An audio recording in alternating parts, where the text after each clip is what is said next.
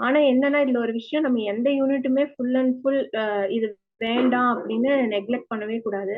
Just சிலபஸ்ல இருக்க topics ஆச்சும் what is what அப்படின்னு தெரிஞ்சுட்டு போனோம்னா, இருக்க 300 கொஸ்டின்ஸுமே நம்ம கிராக் பண்ற மாரி இருக்குமான்னா இருக்காது. அதுல சில டஃப்பான கொஸ்டின்ஸும் இருக்கும். ஸோ எது டஃப்பு, எது அட்டெம்ப்டபிள், எது நான் அட்டெம்ப்டபிள் அப்படிங்கிறதையும் வந்து ஃபேமிலில இருக்கும்போது லைக் மேரிட் விமென், நம்மளுக்கு கிட்ஸ் இருக்காங்க அப்படிங்கும்போது நம்மளுடைய ஹெல்த் இஷ்யூஸ் இருக்கும். மைண்ட மேப் பண்ணி அந்த 10 கொஸ்டின டக் டக்குன்னு ஆன்சர் பண்ண முடிஞ்சது.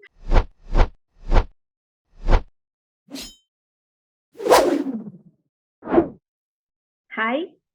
என் பேர் பிரியா. நான் இந்த வருஷம் UGC net December 23 cycle clear பண்ணியிருக்கேன். இப்ப பார்த்தீங்கன்னா, யுஜிசி நெட் எக்ஸாம் பத்தி ஃபர்ஸ்ட் எல்லாருக்கும் மைண்ட்ல வர்றது என்னன்னு பார்த்தீங்கன்னா, ரொம்ப டஃப்பான யார கேட்டாலும் ஃபர்ஸ்ட்டு சொல்றது என்ன டஃப்பான எக்ஸாம், நேஷனல் லெவல் எக்ஸாம் ரொம்ப டஃப்பா இருக்கும். இத ப்ரிப்பேர் பண்றது எப்படி? அப்படிங்கிற மாரி தான் ஃபர்ஸ்ட் எல்லாருக்கும் மைண்ட்ல வரது. வர டவுட் எப்படி நம்மளால கிளியர் பண்ண முடியுமா? அப்படின்னு. ஸோ மத்த நம்மளோட ஸ்கூல், காலேஜஸ்லலாம் நம்ம எழுதின எக்ஸாம்க்கும் இதுக்கும் என்ன டிஃபரன்ஸ்ன்னு பார்த்தீங்கன்னா, ஸ்கூல், காலேஜஸ்லலாம் நம்ம வந்து நம்ம கூட கம்பீட் பண்ற கேண்டிடேட்ஸ் பார்த்தீங்கன்னா, நம்மளோட ஈக்குவல் ஏஜா இருக்கட்டும், அவங்களுடைய அகாடமிக்ஸ் அவங்களோட நாலேட்ஜா இருக்கட்டும், மோர் ஆர் லெஸ் சிமிலரா இருக்கும். பட் நெட் எக்ஸாம் பொறுத்தவரைக்கும் வேற வேற இடத்துல இருந்து வரவங்க எழுதுவாங்க. லைக் என்ஐடிஸ், ஐஐடிஸ்ல படிச்சவங்களும் எழுதுவாங்க. இப்ப கரண்ட்டா படிச்சுட்டு இருக்க ஸ்டூடண்ட்ஸ் எழுதுவாங்க. படிச்சு வொர்க்கிங் ஸ்டாஃப்ஸ் எழுதுவாங்க. ஆல்ரெடி ப்ரொஃபஸரா இருக்கவங்க எழுதுவாங்க. படிச்சு ரொம்ப வருஷம் ஆயி ரொம்ப கேப் இருக்கிறவங்களும் எழுதுவாங்க. ஸோ ஒவ்வொருத்தவங்களுக்கும் டிஃப்ரெண்ட்டான சேலஞ்சஸ் இருக்கும். அவங்களுக்கு ஏத்த மாதிரியான சேலஞ்சஸ் ஃபேஸ் பண்ணுவாங்க. ஸோ எல்லாத்தைய விட நான் என்ன ஃபீல் பண்றேன் அப்டின்னா, அ மதர்ஸா இருக்கவங்க, வொர்க்கிங்கா இருக்கட்டும், இல்ல ஹோம் மேக்கர்ஸா இருக்கட்டும். மதர்ஸா இருக்கவங்களுக்கு வந்து இது ரொம்பவே சேலஞ்சிங். நான் வந்து அந்த கேட்டகரில இருந்து வந்த ஒரு கேண்டிடேட் தான். ஸோ எனக்கு அகாடமிக்ஸ்ல இருந்து என்னுடைய கேப் பார்த்தீங்கன்னா, ஆல்மோஸ்ட் ஒரு 10 இயர்ஸ் கிட்ட ஆயிடுச்சு. அ டெ எ 7 டூ 10 இயர்ஸ் வந்து எனக்கு அகாடமிக் பிரேக். அதுக்கு நடுவுல நெறைய சிலபஸ் சேஞ்ச் ஆயிருக்கு. நெறைய புதுசா சப்ஜெக்ட்ஸ் இன்க்ளூட் பண்ணியிருக்காங்க. ஸோ இந்த மாதிரி நெறைய புது புது கன்டென்ட் இருக்கு. இதெல்லாம் நம்ம எப்படி படிக்க போறோம்? ஃபர்ஸ்ட் கன்டென்ட் எனக்கு மைண்ட்ல வந்தது என்னன்னா, நம்மளால முடியுமா? நம்மளுக்கு வீட்ல குழந்தைங்க இருக்காங்க. அவங்கள பார்க்கணும். ஸோ இது எல்லாத்தையும் மீறி நம்மளுக்கு ஃபர்ஸ்ட்டு என்ன வேணும் அப்டின்னா, நமக்கு நம்ம மேல ஒரு பிலீஃப் வேணும். நம்மளால இத பண்ண முடியும். அப்படிங்கிற பிலீஃப் நம்மளுக்குள்ள வந்தா தான் நம்ம அதுக்கான ஸ்டெப்பே எடுப்போம். ஒரு ஹோம் மேக்கரா நம்மளோட லைஃப் இப்படியே போயிடுமா? நம்மளால பண்ண முடியுமா? நம்மளுக்கு என்ன சப்போர்ட் இருக்கு? நம்மளுக்கு நெறைய வேலைகள் இருக்கே, குழந்தைங்கள பார்த்துக்கணுமே, அவங்களுக்கு நம்ம சப்போர்ட் பண்ணணும். அவங்களோட அகாடமிக் சப்போர்ட் பண்ணணும். ஸோ இந்த மாதிரி தாட்ஸ் மைண்ட்ல இருக்கும்போது, நம்மளுக்கு எங்க ரெகுலர் ஆக்டிவிட்டீஸ்க்கே டைம் இல்ல. நம்ம எப்படி நம்மளுடைய இதுக்கு வந்து டைம் ஸ்பெண்ட் பண்றது? நம்மளுடைய அகாடமிக்ஸ்க்கு எப்படி டைம் ஸ்பெண்ட் பண்றதுங்கிற கொஸ்டின் தான் ஃபர்ஸ்ட் மைண்ட்ல வந்துச்சு. ஸோ அத வந்து ஃபர்ஸ்ட் நான் பிளைண்டா என்னமோ நம்ம பண்ணலாம். நம்மளால இத பண்ண முடியும் அப்படிங்கிற மைண்ட் செட்டுக்கு நான் ஃபர்ஸ்ட் வந்தேன். ஏன்னா என்னைய நான் பிலீவ் பண்ணேன். நம்ம நெனச்சோம்னா நம்மளால பண்ண முடியும் அப்படிங்கிற பிலீஃப்க்கு நான் ஃபர்ஸ்ட் வந்தேன். ஃபர்ஸ்ட் வந்ததுக்கு அப்புறம் அடுத்தது பார்த்தீங்கன்னா, ஃபர்ஸ்ட் நான் என்னோட பிலீஃப் வந்துருச்சு. அடுத்தது என்னோட ஃபேமிலி. அவங்களுக்கு வந்து நான் என்னுடைய அ எனக்கு இந்த எக்ஸாம் எந்த அளவுக்கு இம்பார்ட்டன்ட் அப்படிங்கிறத வந்து அவங்களுக்கு புரிய வச்சேன். ஸோ அவங்களுக்கு வந்து என்னுடைய எக்ஸாமோட இம்பார்ட்டன்ஸ் அத நான் எந்த அளவுக்கு வேல்யூ பண்றேன் அப்படிங்கிறத அவங்கள்ட்ட சொன்னேன். அவங்களுடைய சப்போர்ட் நான் கெயின் பண்ணிக்கிட்டேன். ஏன்னா குழந்தைங்க, வீட்டு வேலை ஸோ எல்லாத்துக்கும் நடுவுல நம்ம ஒரு டைம் வந்து நமக்கான எடுக்கணும் அப்படிங்கும்போது நம்மளுக்கு ஃபேமிலி சப்போர்ட் கண்டிப்பா வேணும். ஸோ அடுத்தது இப்போ ஓகே நம்மளுக்கு ஃபேமிலி சப்போர்ட் இருக்கு. நம்ம நம்மள பிலீவ் பண்றோம். எல்லாம் ஓகே. அடுத்தது அகாடமிக்ஸ் நம்ம என்ன பண்ண போறோம்? நம்மளுக்கு கன்டென்ட் எதுவுமே தெரியாது. எதுவுமே வந்து கரண்ட்டா நம்மளுக்கு எந்த நாலேஜுமே இல்ல. அப்படிங்கும்போது ஒரு அகாடமிக் பார்ட்னர் நம்மளுக்கு கண்டிப்பா வேணும். ஸோ அந்த மாரி டைம்ல தான் நான் செலக்ட் பண்ணது ப்ரொஃபசர் அகாடமி நான் செலக்ட் பண்ணேன். ஸோ ஏன்னா அவங்களோட டைமிங்ஸ் வந்து எனக்கு ரொம்ப ஃப்ளெக்சிபிளா இருந்துச்சு. 5 டூ 7 என்னோட செஷன் பார்த்தீங்கன்னா, 5 AM to 7 AM early morning 5 AM to 7 AM. So இந்த டைம்ல வந்து எனக்கு என்னோட குழந்தைங்க தூங்கிட்டு இருப்பாங்க. ஸோ எனக்கான ஒரு 1 டூ 2 ஹவர்ஸ் என்னால அத எடுத்துக்க முடியும். அந்த மார்னிங் 5 டூ 7ங்கிறது. ஸோ டெய்லியும் கன்சிஸ்டன்ட்டா அந்த டைம்ல நான் என்னோட கிளாஸஸ் அட்டெண்ட் பண்ணேன். ஸோ அந்த கிளாஸஸ் நான் மிஸ் பண்ண சில நாள் வந்து நம்ம மிஸ் பண்ணிருவோம். டியூ டூ சம் ஏதாச்சும் ஃபெஸ்டிவலா இருக்கலாம். இல்ல நம்ம ஃபேமிலி ஃபங்ஷன்ஸ் அந்த மாரி போகும்போது மிஸ் பண்ணிருவோம்.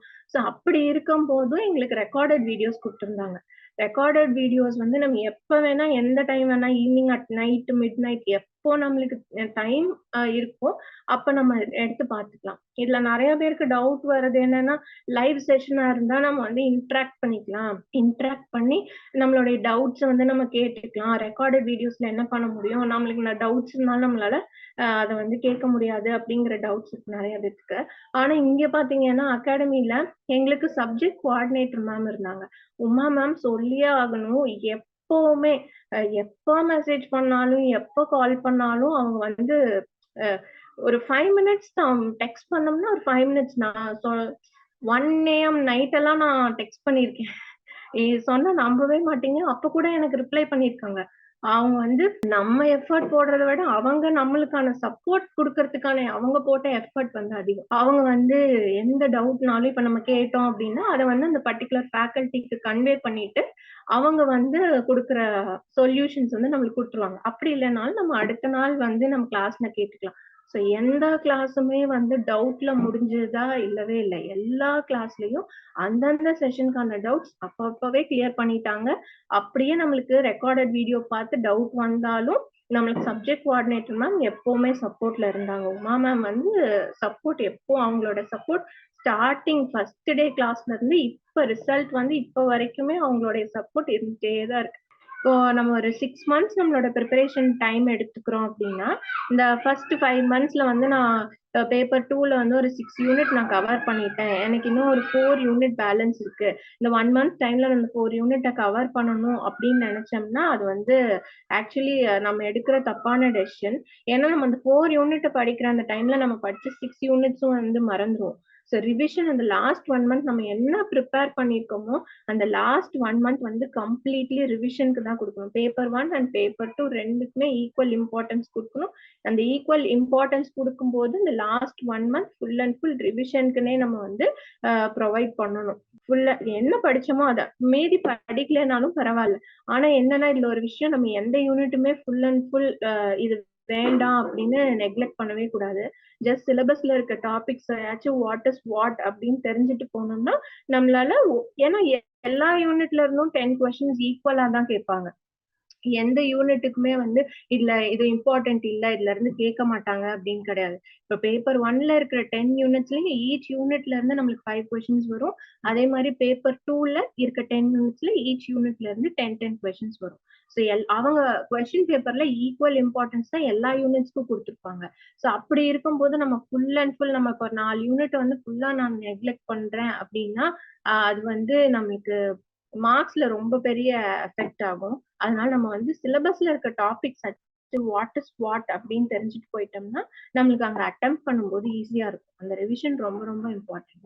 அப்புறம் டெஸ்ட் சீரிஸ் அகாடமில இருந்து எங்களுக்கு டெஸ்ட் சீரிஸ் எல்லாமே பார்த்தீங்கன்னா, டைம் பேசிஸ்ல தான் குடுத்தாங்க. ஸோ டெஸ்ட் சீரிஸ் நம்ம போடுறது வந்து பெரிய விஷயம் கிடையாது.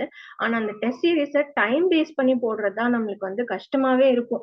ஆக்சுவலி ஒரு ஒரு கொஸ்டின வந்து நம்ம ஒரு 5 மினிட்ஸ் யோசிச்சோம்னா நமக்கு அந்த ஆன்சர் கிடைச்சிரும். ஆனா அந்த கொஸ்டினுக்கு வந்து 2 மினிட்ஸ் தான் டைம். 2 மினிட்ஸ்ல நம்ம ஆன்சர் பண்ணணும் அப்படிங்கும்போது அது வந்து ப்ராப்பர் பிராக்டிஸ் நம்மளுக்கு வேணும். ஸோ அது பை பிராக்டிஸ் தான் வரும். ஸோ நம்ம டெஸ்ட் சீரிஸ் அப்பப்போ போட்டே இருக்கணும். அகாடமில இருந்து அவங்க ஒரு ஒரு ஒவ்வொரு சப்ஜெக்ட்டுக்குமான டெஸ்ட் சீரிஸ் எங்களுக்கு கரெக்ட்டா அந்த டைம் டு டைம் குடுத்துட்டே இருந்தாங்க. And reading comprehension and data interpretation இது 2ம் பார்த்தீங்கன்னா, நம்மளுடைய பேப்பர் 1ல மார்க்ஸ் பூஸ்ட் அப் பண்றதுக்காக. ஸோ இதுக்கு வந்து அகாடமில இருந்து எங்களுக்கு லாஸ்ட் 40 டேஸ்க்கு டெய்லி ஒரு டேட்டா இன்டர்பிரிட்டேஷன், ஒரு ரீடிங் காம்ப்ரிஹென்ஷன், அதே போல மேத்தமேட்டிக்கல் ரீசனிங் கொஸ்டின்ஸ்.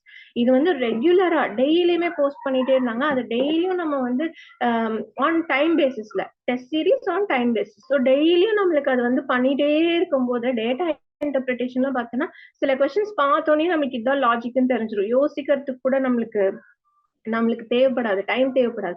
டக் டக்குன்னு ஏன்னா நம்ம 40 டேஸ் டெய்லியும் ஒரு டிஏங்கும்போது டெய்லி டிஐல 5 கொஸ்டின்ஸ் இருக்கும். டெய்லியும் டிஐல வந்து பிராக்டிஸ் எடுத்திருப்போம். ரீடிங் காம்ப்ரிஹென்ஷன் பிராக்டிஸ் எடுத்திருக்கோம் அப்படிங்கும்போது, நமக்கு எக்ஸாம்ஸ்ல வந்து டேட்டா இன்டர்பிரிட்டேஷனா இருக்கட்டும், மேத்தமேட்டிக்கல் ரீசனிங்கா இருக்கட்டும், ரீடிங் காம்ப்ரிஹென்ஷன் வந்து டைம் கன்சியூமிங்கா இருக்காது. மெயினா நெட் எக்ஸாம் பொறுத்தவரைக்கும் டைம் மேனேஜ்மென்ட் தான். அவங்க வந்து ரொம்ப டஃப்பான கொஸ்டின்ஸும் இருக்காது. ஈஸியான கொஸ்டினையவே கொஞ்சம் டஃப்பா இருக்க மாதிரியான ஃபார்மேட்ல கேட்டிருப்பாங்க.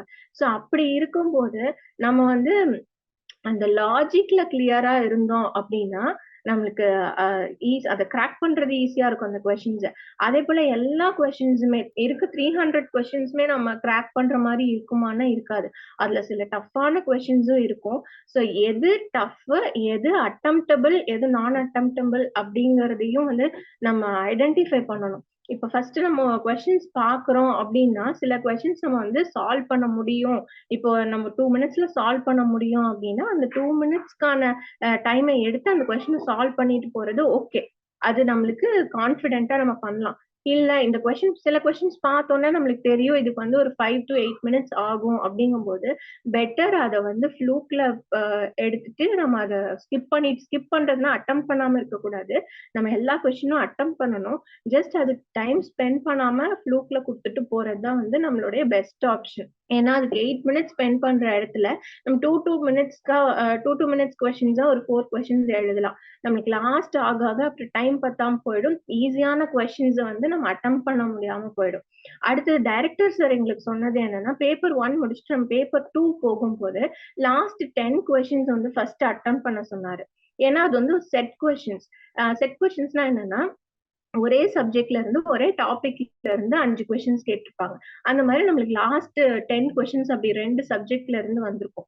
5 கொஸ்டின்ஸ், 10 கொஸ்டின்ஸ் நம்மளுக்கு அப்படி வந்திருக்கும். ஸோ இது ஏன் ஃபர்ஸ்ட் அட்டெம்ப்ட் பண்ண சொன்னாருன்னு எனக்கு அப்ப புரியல. அ எக்ஸாம் டைம்ல தான் எனக்கு புரிஞ்சுது. ரீசன் என்னன்னா, ஒவ்வொரு யூனிட்ல இருந்தும் நம்மளுக்கு 10 கொஸ்டின்ஸ் வரும். 10 கொஸ்டின்ஸையுமே ஆர்டர் வைஸ் நம்ம கேட்டிருக்க மாட்டாங்க. அ ஷஃபில் பண்ணி தான் நம்மளுக்கு கேட்பாங்க. ஸோ அப்படி ஷஃபில் பண்ணி கேட்கும்போது ஆ நம்மளுக்கு வந்து ஃபர்ஸ்ட் கொஸ்டின் வந்து ஆப்பரேட்டிங் சிஸ்டம்ல இருந்து நம்ம மைண்ட் வந்து ஆப்பரேட்டிங் சிஸ்டம்க்கு மேப் ஆகும். நம்ம அத வந்து அட்டெம்ப்ட் பண்ணுவோம். அடுத்தது பார்த்தீங்கன்னா, டிபிஎம்எஸ்ல இருந்து கேட்பாங்க. ஸோ ஆப்பரேட்டிங் சிஸ்டம் மைண்ட்ல இருந்து எடுத்துட்டு அடுத்தது டிபிஎம்எஸ்க்கு போணும். அடுத்தது வந்து ஆர்க்கிடெக்சர்ல இருந்து கேட்டிருப்பாங்க. ஸோ இப்படி வந்து நம்ம மாத்தி மாத்தி கேட்கறது எதுக்குன்னா, நம்மளுடைய டைம வந்து கன்சியூம் பண்றதுக்கு தான். ஸோ இந்த லாஸ்ட் 10 கொஸ்டின்ஸ் பார்த்தீங்கன்னா, ஒரே டாபிக்ல இருந்து வரும்போது, நம்மளுக்கு வந்து நம்ம மைண்ட் வந்து மேப் பண்றது ரொம்ப ஈஸி. ஸோ இந்த 10 கொஸ்டின்ஸ் டக்குன்னு நம்ம அட்டெம்ப்ட் பண்ணிடலாம். ஸோ ஃபர்ஸ்ட் பேப்பர் 1 முடிச்சுட்டு பேப்பர் 2 போகும்போது லாஸ்ட் 10 கொஸ்டின்ஸ ஃபர்ஸ்ட் அட்டெம்ப்ட் பண்ணுங்கன்னு சார் சொன்னதுக்கான ரீசன் எனக்கு இதுதான் புரிஞ்சுது. இது எனக்கு வந்து கொஞ்சம் ஈஸியாவும் இருந்துச்சு. போய் கரெக்ட்டா மைண்ட மேப் பண்ணி அந்த 10 கொஸ்டின டக்குன்னு ஆன்சர் பண்ண முடிஞ்சது. அதுக்கப்புறம் நம்ம வந்து ஃபர்ஸ்ட்ல இருந்து நம்ம வந்துக்கலாம். மத்த கொஸ்டின்ஸ் எல்லாம் நம்ம அட்டெம்ப்ட் பண்ணிக்கலாம். ஸோ எது வந்து அ நம்ம அட்டெம்ப்ட் பண்ண முடியும், எது வந்து கொஞ்சம் கஷ்டம், டைம் கன்சியூமிங்ன்னு பார்க்க நம்மளுக்கு தெரிஞ்சிருக்கணும். ஸோ இது வந்து பை பிராக்டிஸ் தான் வரும். நெறைய டெஸ்ட் சீரிஸ் போடுங்க. ப்ரீவியஸ் இயர் கொஸ்டின் பேப்பர்ஸ் எல்லாம் பாருங்க. அப்புறம் ரிவிஷன் ரொம்ப ரொம்ப இம்பார்ட்டன்ட். இத வந்து ரிவிஷன வந்து விட்டுறவே கூடாது. ரிவைஸ் பண்ணணும். எந்த டாபிக் எடுத்தாலும் அது வந்து ஒரு 4 டூ 5 டைம்ஸ் ரிவைஸ் பண்ணோம்னா தான் நம்மளுக்கு வந்து மைண்ட்ல நிக்கும். இன்னொரு விஷயம் எதையுமே மக் அப் பண்ணக்கூடாது. எந்த விஷயத்த நம்ம மக் அப் பண்ணாலும் அங்க இருக்க டென்ஷன்ல நம்ம மறந்துருவோம். நம்ம வந்து இந்த லாஜிக் புரிஞ்சு இந்த கான்செப்ட் இதுதான் லாஜிக் அப்படின்னு லாஜிக்க புரிஞ்சுக்கிட்டோம்னா ஓகே. இல்ல நம்ம மனப்பாடம் பண்றோம்னா, கண்டிப்பா அது ஹெல்ப் பண்ணாது. ஏன்னா, நமக்கு அது ஞாபகத்திலே இருக்காது. ஸோ பேப்பர் 1 இருக்கட்டும், பேப்பர் 2 இருக்கட்டும், லைக் நம்மளோட லாஜிக்க புரிஞ்சு அண்டர்ஸ்டாண்ட் பண்ணி படிக்கிறது பெஸ்ட். பிரிப்பரேஷன் ஸ்டார்ட்டிங் அப்ப பார்த்தீங்கன்னா, அ எந்த ஐடியாவுமே கிடையாது. எதுவுமே கிடையாது. ஜஸ்ட் அகாடமிய பிலீவ் பண்ணி உள்ள வந்தது தான். கன்டென்ட் நாலேட்ஜ் எதுவுமே கிடையாது. 0 தான். ஸோ அதுல அப்படி ஸ்டார்ட் ஆனது ஒன் பை ஒன்னா தான் நாலேட்ஜ் கெயின் ஆச்சு. ஸ்லோ அண்ட் ஸ்டெடியா தான் வந்து அப்படியே போனோம். டெஸ்ட் சீரிஸ் போடுவாங்க. டெஸ்ட் சீரிஸ் போட்டோம்னா, அ அகாடமில இருந்து எங்களுக்கு டைம் குடுத்து டெஸ்ட் சீரிஸ் குடுக்கும்போது பார்த்தீங்கன்னா, இப்போ ஒரு 15 மினிட்ஸ்ல சால்வ் பண்ற பேப்பர வந்து எங்களுக்கு 5 டூ 8 மினிட்ஸ் தான் குடுப்பாங்க. ஸோ அதுல பாதிக்கு பாதி ஆன்சர் பண்ண முடியாது. அந்த பாதி ஆன்சர் பண்ணதும் தப்பா இருக்கும். ஸோ அப்பல்லாம் வந்து ரொம்ப கஷ்டமா இருக்கும். என்ன நம்ம இந்த லெவல்ல தான் இருக்கோமா? இப்படிதான் அ என்ன இப்படி இருக்கோம்? நம்மளால கிளியர் பண்ண முடியுமாங்கிற டவுட்ஸ் அப்ப வரும். ஆனா, அப்ப டே பை டே வந்து நாங்க கூட சப்ஜெக்ட் கோஆர்டினேட்டர் உமா மேம்ட்ட கேட்டே இருப்போம். மேம் என்ன மேம் டைம் ரொம்ப கம்மியா குடுக்குறீங்க. எங்களால அட்டெம்ப்ட் பண்ணவே முடியல. ரீடிங் காம்ப்ரிஹென்ஷன், டேட்டா இன்டர்பிரிட்டேஷன் சேர்த்தியே சம்டைம்ஸ் 8 டூ 10 மினிட்ஸ் தான் குடுப்பாங்க. அது வந்து எங்களால ரீடிங் காம்ப்ரிஹென்ஷன் அட்டெம்ப்ட் பண்ணவே முடியாது. இல்ல டிஐ அட்டெம்ப்ட் பண்ண முடியாது. ஸோ அப்படி இருக்கும்போது நெனைப்போம், எப்படி இப்படிதான் எக்ஸாம்ல போய் நம்மளால அட்டெம்ப்ட் பண்ண முடியாம போகுமோ அப்படிங்கும்போது, இப்ப மேம் சொன்னது என்னன்னா, "நீங்க இத பிராக்டிஸ் பண்ணுங்க. உங்களால முடியும்." அப்படின்னு தான் சொன்னாங்க. ஸோ அதே மாரி தான் பிராக்டிஸ் பண்ணோம். அகாடமில வந்து பாத்தீங்கன்னா 5 கொஸ்டின்ஸ் அட்டெம்ப்ட் பண்றோம்னா, அது வந்து எக்ஸாம்ல எங்களுக்கு வந்து ரொம்ப ஹெல்ப்ஃபுல்லா இருந்துச்சு. அந்த 5 கொஸ்டின்ஸையும் இங்க மேப் பண்ணும்போது பார்த்தோம்னா, இந்த இடத்துல வந்து அந்த அளவுக்கு கஷ்டமா இல்ல. அகாடமில எங்களுக்கு குடுத்த டெஸ்ட் சீரிஸ் வந்து ரொம்பவே கஷ்டமா இருந்துச்சு. ஆனா இங்க ஏன்னா அவங்க காம்ப்ளிகேட்டடான கொஸ்டின்ஸையும், சிம்பிள் கொஸ்டின்ஸையும் மிக்ஸ் அப் பண்ணி தான் குடுப்பாங்க. ஆனா யுஜிசி நெட்ல இங்க கேட்டது வந்து எனக்கு டிஐயா இருக்கட்டும், ரீடிங் காம்ப்ரிஹென்ஷனா இருக்கட்டும், எனக்கு சிம்பிளா இருந்துச்சு. இங்க கம்பேர் பண்ணும்போது. சோ எனக்கு அது ரொம்ப ஈஸியா இருந்துச்சு. டைம் வந்து ஏன்னா இந்த டைம்ல நம்ம பிராக்டிஸ் பண்ணது எல்லாமே இந்த 40 டேஸ் வந்து இந்த 8 மினிட்ஸ்ல பிராக்டிஸ் பண்ணியிருப்போம். சோ இங்க வந்து எனக்கு 10 மினிட்ஸ்ல வந்து என்னால 2மே முடிக்க முடிஞ்சது. சோ டைம் மேனேஜ்மென்ட் வந்து எனக்கு நல்லாவே இம்ப்ரூவ் ஆச்சு.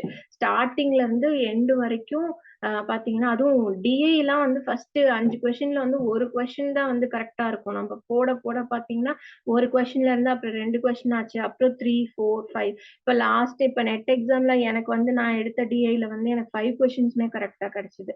ஸோ இது எல்லாமே வந்து பை பிராக்டிஸ் தான் வந்துச்சு. பை பிராக்டிஸ் ஸ்லோ அண்ட் ஸ்டெடியா தான் போச்சு. என்னோட ஜர்னி பார்த்தீங்கன்னா, ஸ்டார்ட்டிங்லயே நான் வெல் வெர்ஸ்டா கிடையாது. எனக்கு ரொம்ப ஸ்லோ அண்ட் ஸ்டெடியா ஒவ்வொரு மார்க்கா எடுத்து எடுத்து தான் போச்சு. இப்போ யுஜிசி நெட்ல வந்து என்னால கிளியர் பண்ற ஸ்டேஜ்க்கு நான் வந்திருக்கேன் அப்டின்னா, ஸ்க்ராட்ச்ல இருந்து தான் ஸ்டார்ட் பண்ணேன். அந்த ஸ்க்ராட்ச்ல இருந்து ஸ்டார்ட் பண்ணும்போது எனக்கான சப்போர்ட் வந்து அகாடமில இருந்து இருந்தது தான் வந்து மேஜர்.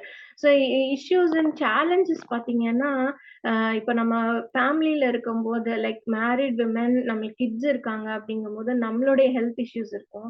கிட்ஸுக்கு ஏதாச்சும் ஹெல்த் இஷ்யூஸ் வந்தாலும் நம்மளால இதுல ஃபோக்கஸ் பண்ணவே முடியாது. ஸோ அந்த மாரி டைம்ல வந்து அது மெயினா ஃபெஸ்டிவல் சீசன் எனக்கு வந்து இன் பிட்வீன் தீபாவளி சீசன்லாம் வந்துருச்சு. அப்ப பார்த்தீங்கன்னா, அ என்னால வந்து அ கான்சன்ட்ரேட்டே பண்ண முடியல. ரீசன் குழந்தைங்க வீட்ல இருந்தாங்க. அவங்களுக்கு வந்து அவங்களோட ஃபெஸ்டிவல்ஸையும் நம்ம இது பண்ண முடியாது. டிஸ்டர்ப் பண்ண முடியாது. ஜஸ்ட் நம்ம படிக்கிறோம் அப்படிங்கிறதுக்காக அவங்களுடைய ஹேப்பினஸ வந்து நம்ம ஸ்பாயில் பண்ண முடியாது. ஸோ அவங்க ஏதாச்சும் ட்ரிப் போணும், அந்த மாரி போணும்னு நெனைப்பாங்க. அவங்களுக்கு காய்ச்சல் வரும், இது வரும். அந்த மாரி டைம்ல 1 ஆர் 2 வீக்ஸ் பார்த்தீங்கன்னா, அப்படியே கேப் விழுந்துரும். அகாடமில அகாடமில இருக்க அந்த லைவ் செஷன்ல இருந்து அப்படியே கேப் விழுந்துரும். ஸோ அந்த டைம் எல்லாம் பார்த்தீங்கன்னா, கோப் அப் பண்றதுக்கு எனக்கு ரெக்கார்டட் வீடியோஸ் ரொம்பவே ஹெல்ப்ஃபுல்லா இருந்துச்சு. அந்த ரெக்கார்டட் வீடியோஸ் வந்து எப்பல்லாம் எனக்கு டைம் கிடைக்குதோ, ஒரு வீடியோனா அந்த ஒரு வீடியோ வந்து நான் ஸ்ப்ளிட் பண்ணி நம்ம வேற ஏதாச்சும் வேலை பார்த்துட்டு இருக்கும்போதும் காதுல ஹெட்செட் இருக்கும். அந்த ரெக்கார்டட் வீடியோஸ் பார்த்துட்டே, அப்படியே அதோட கன்டென்ட் நம்ம மனப்பாடம் பண்றது இல்ல. லாஜிக் தான் வந்து அண்டர்ஸ்டாண்ட் பண்ணிக்கிறோம். அப்படிங்கும்போது அ நம்மளுக்கு அந்த கன்டென்ட்ட கேட்கும்போது ஏன்னா நம்மளுக்கு கிளியரா தான் எக்ஸ்ப்ளனேஷன் குடுக்குறாங்க. வீடியோஸ்ல பார்த்தீங்கன்னா, அ தமிழ்ல தான் எக்ஸ்ப்ளைன் பண்ணுவாங்க. கம்ப்ளீட் இங்கிலீஷ்லாம் கிடையாது. மோஸ்ட்லி தமிழ் தான். இன் பிட்வீன் தேவையான இடத்துல இங்கிலீஷ்ல எக்ஸ்ப்ளனேஷன் குடுப்பாங்க. ஸோ அப்படி இருக்கும்போது நம்மளுக்கு அந்த லாஜிக் ஈஸியா அண்டர்ஸ்டாண்ட் ஆச்சு. பேப்பர் 1லயும் சரி, இந்த பேப்பர் 1ல ஹையர் எஜுகேஷன் அப்படின்லாம் பார்த்தீங்கன்னா, ஃபுல்லா வேகா இருக்கும். நேஷனல் எஜுகேஷன் பாலிசிலாம் நெறைய இருக்கும். ஸோ அதெல்லாம் வந்து எது எது இம்பார்ட்டன்ட், எது எது படிக்கணும் அப்படிங்கிறது வந்து எங்களுக்கு அகாடமில இருந்து கரெக்ட்டா சொல்லியிருந்தாங்க. இத படிங்க, இது வேண்டாம், இதுக்கு இவ்ளோ இம்பார்ட்டன்ஸ் குடுத்தா போதும். இதுக்கு நெறைய இம்பார்ட்டன்ஸ் குடுக்கணும் அப்படிங்கிற மாதிரி, எந்தெந்த இதுக்கு வந்து எந்த லெவல் ஆஃப் பிரிப்பரேஷன் வேணும் அப்படிங்கிறத அகாடமில இருந்து எங்களுக்கு சொல்லியிருந்தாங்க. ஸோ இத பேஸ் பண்ணி ஃபுல் அண்ட் ஃபுல் அகாடமிய பிலீவ் பண்ணி தான் போனேன். அகாடமில இருந்து அ எனக்கு குடுத்த சப்போர்ட்ல இப்போ வந்து நான் கிளியர் பண்ணிட்டேன். ஸோ என்னோட எனக்குன்னு சேலஞ்சஸ் இருந்துச்சு. அத வந்து ஓவர் கம் பண்றதுக்கு பெரிய மோட்டிவேஷனா இருந்தது என்னுடைய செல்ஃப் பிலீஃப் தான். நான் வந்து ட்ரஸ்ட் பண்ணேன், பிலீவ் பண்ணேன், கான்ஃபிடென்ட்டா சரி நம்மளால முடியும். இந்த அட்டெம்ப்ட் ஒவ்வொரு அட்டெம்ப்ட்டுமே வந்து இதுதான் லாஸ்ட் அட்டெம்ப்ட்ன்னு நெனச்சு ட்ரை பண்ணுங்க. கண்டிப்பா கிராக் பண்ணிருவீங்க. நான் இந்த அட்டெம்ப்ட் வந்து இது இல்லைன்னா எனக்கு வேற அட்டெம்ப்ட்டே இல்லங்கிற மாதிரி இதான் ஃபுல் எஃபர்ட் என்னால மேக்ஸிமம் எனக்கு கிடைச்ச டைம்ல என்னுடைய ஃபேமிலி சிச்சுவேஷன்ல என்னால எந்த அளவுக்கு எஃபோர்ட் போட முடிஞ்சதோ, அந்த அளவுக்கு எஃபோர்ட் போட்டேன். ஸோ இப்ப கிராக் பண்ணிட்டேன். ஆனா, இன்னொரு விஷயம் என்னன்னா, சில டைம் வந்து நம்மளுக்கு 1 ஆர் 2 மார்க்ஸ்ல நெறைய பேர் அப்படி இருப்பாங்க. 1 ஆர் 2 மார்க்ஸ்ல நம்மளுக்கு மிஸ் ஆயிடும். சில பேர் வந்து ஓபிசி கேட்டகரி நம்மளுக்கு மார்க்ஸ் வந்திருக்கும். ஆனா அவங்க பிகாஸ் தே ஆர் ஜெனரல் கேட்டகரிங்கிறனால அவங்களுக்கு வந்து கட் ஆஃப் ரீச் ஆயிருக்காது.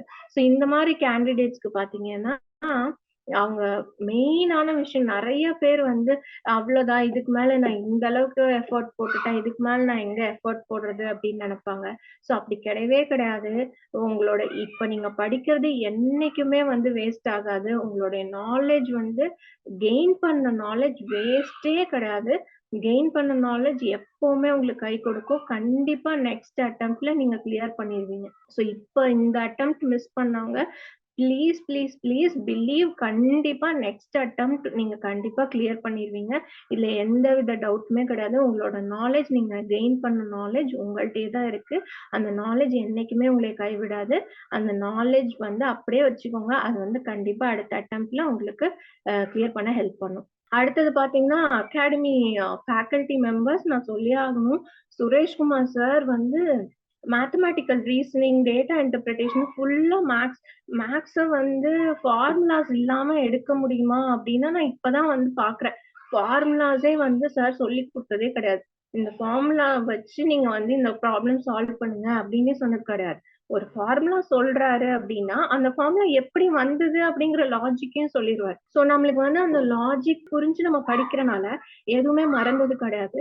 அதே போல லாஜிக்கா நம்ம ஒரு ப்ராப்ளம வந்து அப்ரோச் பண்ணும்போது, நம்மளுக்கு அதுல டவுட்ஸ் வந்தது கிடையாது. இது இல்லாட்டினா நம்ம ஃபார்முலால எதுக்கு எது சப்ஸ்டிட்யூட் பண்ணணுங்கிற டவுட் வந்துட்டே இருக்கும். ஸோ மேத்தமேட்டிக்கல் ரீசனிங்கா இருக்கட்டும், டேட்டா இன்டர்பிரிட்டேஷன் இது எல்லாமே வந்து சுரேஷ்குமார் சார்னால தான் என்னால அத அண்டர்ஸ்டாண்ட் பண்ணி சால்வ் பண்ண முடிஞ்சது. இந்த ஷார்ட் பீரியட் ஆஃப் டைம் ஒரு 5 to 6 மந்த்ஸ் அதுல டெய்லியும் 2 ஹவர்ஸ் தான் நான் எடுத்துக்கிட்டேன். நான் வந்து எந்த எக்ஸ்ட்ரா நோட்ஸோ, எக்ஸ்ட்ரா வெப்சைட்ஸோ எதுவுமே நான் ரெஃபர் பண்ணவே கிடையாது. ரீசன் என்னன்னா டைம் கிடையாது. அகாடமில இருந்து எங்களுக்கு என்ன கன்டென்ட் குடுத்தாங்களோ, அந்த கன்டென்ட் மட்டும் தான் பிரிப்பேர் பண்ணேன். வேற எந்த எக்ஸ்ட்ரா கன்டென்ட்டும் நான் எடுத்துக்கவே இல்ல. எங்களுக்கு டைரக்டர் சார் வந்து ஒரு பெரிய மோட்டிவேஷன். அவர் வந்து ஃபர்ஸ்ட் மோட்டிவேஷன் கிளாஸ்ல தான் ஸ்டார்ட் ஆச்சு இது. மோட்டிவேஷன் கிளாஸ்ல உங்களால முடியும் அப்படின்னு சொல்லி ஆரம்பிச்சாரு. இப்ப வரைக்கும் அந்த எங்களால முடியுங்கிற தாட் வந்து எங்க மைண்ட்ல இருந்து போகவே இல்ல. ஒரு பர்சனலா நம்மள எப்படி பார்த்துக்கணும், பர்சனலா நம்மளுடைய ஹெல்த்ல இருந்து, நம்மளோட மென்டல் ஹெல்த்ல இருந்து, பிசிக்கல் ஹெல்த்ல இருந்து நமக்கு எப்படி கேர் பண்ணிக்கணும், பிளஸ் அது வந்து நம்மளுடைய அகாடமிக்ஸ்ல எப்படி ரிஃப்ளெக்ட் ஆகும் அப்படிங்கிற வரைக்கும் எல்லாமே சாரோட மோட்டிவேஷன் அதுல ஸ்டார்ட் ஆனது இப்ப வரைக்கும் அதுதான் ஒரு டிரைவிங் ஃபோர்ஸா இருந்திருக்கு. டைரக்டர் சாரோட மோட்டிவேஷன் வந்து லாஸ்ட் எக்ஸாம்க்கு நாளும் வந்து குடுத்தாரு. உங்களால முடியும் அப்படிங்கிற ஒரு சப்போர்ட், அந்த ஒரு மோட்டிவேஷன் சப்போர்ட் சார் கிட்ட எப்பவுமே அது எனக்கு பிடிச்ச விஷயம். எப்பவுமே உங்களால முடியாது, இது டஃப் அப்படின்னு சொன்னதே கிடையாது. டைரக்டர் சாரோட மோட்டிவேஷன், சுரேஷ்குமார் சாரோட லாஜிக்ஸ், பாண்டியன் சார் ஆப்பரேட்டிங் சிஸ்டமா இருக்கட்டும், இல்ல ஆர்டிபிஷியல் இன்டெலிஜென்ஸ்லாம் நான் படிக்கும்போது எனக்கு அந்த சப்ஜெக்டே கிடையாது. சுத்தமா நாலேஜே கிடையாது ஆர்டிபிஷியல் இன்டெலிஜென்ஸ் பத்தி. ஆனா சார் வந்து அது கிளியரா எக்ஸ்பிளைன் பண்ணாரு. என்னென்ன கொஸ்டின்ஸ், என்னென்ன டாபிக்ஸ்ல இருந்து எப்படி கொஸ்டின்ஸ் கேட்பாங்க அப்படிங்கிற வரைக்கும் எல்லாமே கிளியர் எக்ஸ்பிளனேஷன் இருந்துச்சு. கிளியரா எந்த எந்த இதுக்குமே வந்து டைம் ஆயிடுச்சு, இது இந்த போர்ஷன்ஸ் இன்னைக்கு முடிக்கணும் அப்படின்னு ரஷ் அப் பண்ணதே கிடையாது. எந்த சப்ஜெக்ட்டுமே எந்த ஸ்டாஃப்மே அப்படி ரஷ் அப் பண்ணதே கிடையாது.